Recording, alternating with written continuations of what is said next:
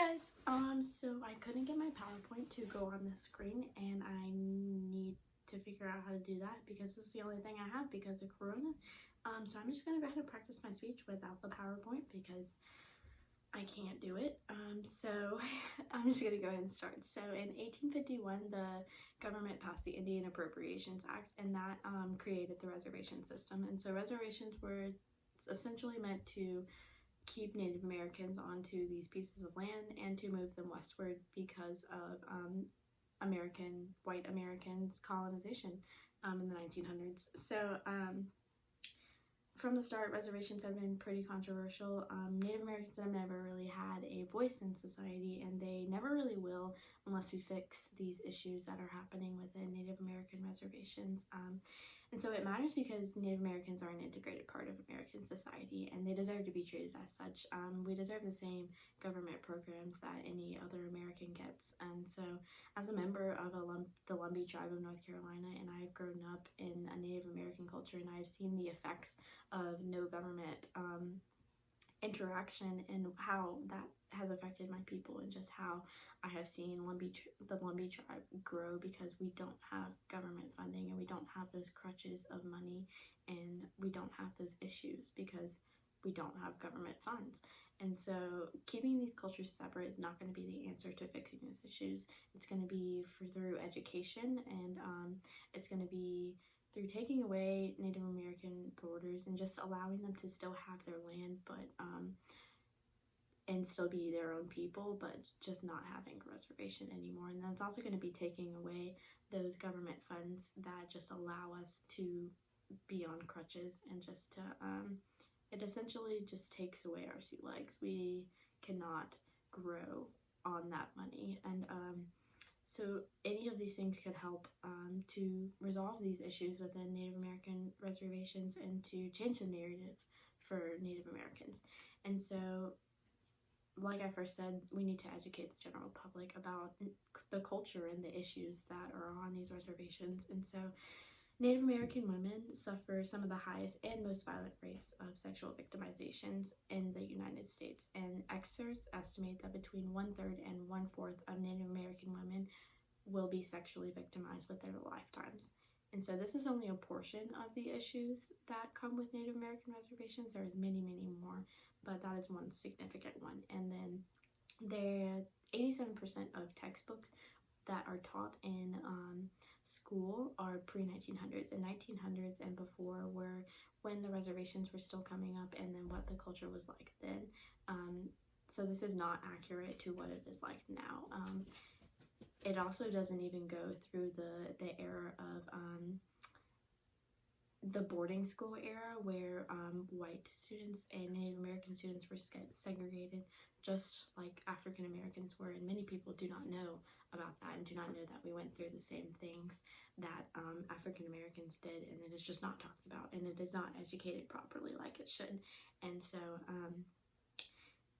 in this country, Native Americans are faced every day with unteaching the bombardment of just accepting the narrative that we have been placed with.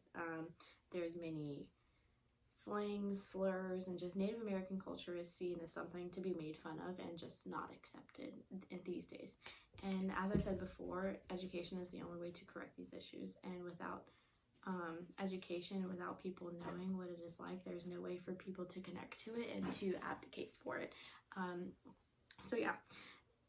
And a lot of people do think that Native Americans cannot handle their own affairs, and so they should not be given more freedom to handle it, but that is just not true. It's because of government funding that we have been given these crutches that just don't allow us to grow at all, and that also has led us to many issues, and with casinos, gambling, drugs, and just it has not allowed Native Americans to integrate in society and to make a way for themselves. And so the second point, like I said, would be to take away the reservation borders, and to but they should still be able to own their own land and to gather on their own land. When reservations were first created, they were farming reservations, so Native Americans couldn't keep their culture of hunting and gathering, and they had to completely change their culture to be on these reservations. And the reservations weren't big enough, the land was terrible for farming. If it's a farming reservation, you're supposed to farm. How can you farm if the land is terrible? And so we were just not set up with the right conditions for growth. And so we had to completely change our culture. We had to change who we were to be on these reservations. And as you can imagine, that has led us to where we are now.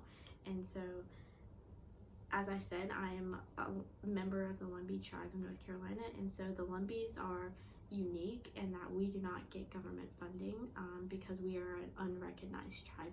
Only recognized tribes get government funding and then have reservations, and so we do not qualify for Indian preference because we are not regularized, and so we do not receive any of the benefits that the government gives us, but we still function as a tribe, and we still handle our own affairs just without government interference. And so, along with 200 other tribes, the Lumbee tribe is a thriving example that Native Americans can handle their own affairs and still be a functioning part of society. We do not get government money at all, and we are still functioning, and we are still thriving. And so, yeah, recognized tribes are sovereign, but they aren't subject to federal laws. And while this is a good thing, the fact that Native Americans can govern themselves, so why do they have this problem, is just misunderstood.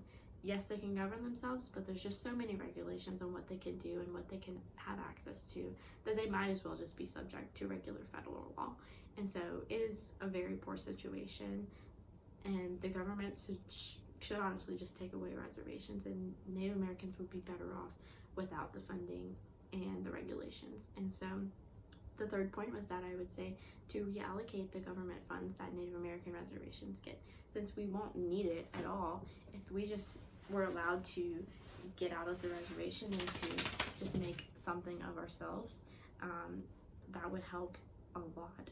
On the majority of current reservations, their primary source of income is going to be tourism and gambling through casinos, and then other than gambling, the income of the reservations solely rely on government help.